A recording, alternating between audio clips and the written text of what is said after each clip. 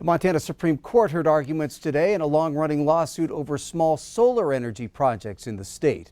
MTN's Jonathan Ambarian takes a closer look at the issues.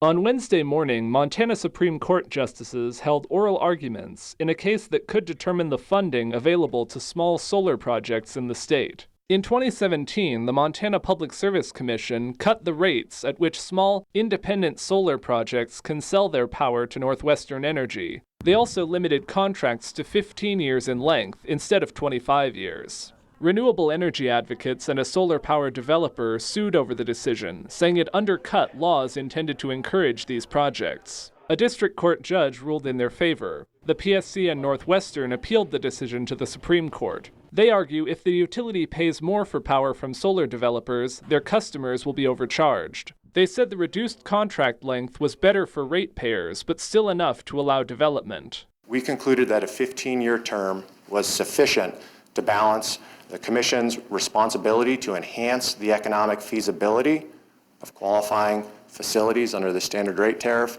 But solar advocates say the PSC didn't take into account some factors that would have increased the value of solar power. They said the combination of lower rates and shorter contracts would make it almost impossible to finance solar projects. At every decision point, the Commission took action to reduce compensation and reduce certainty for small renewables developers.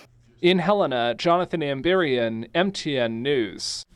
Justices will now take the case into consideration. They gave no indication on when they could reach a decision.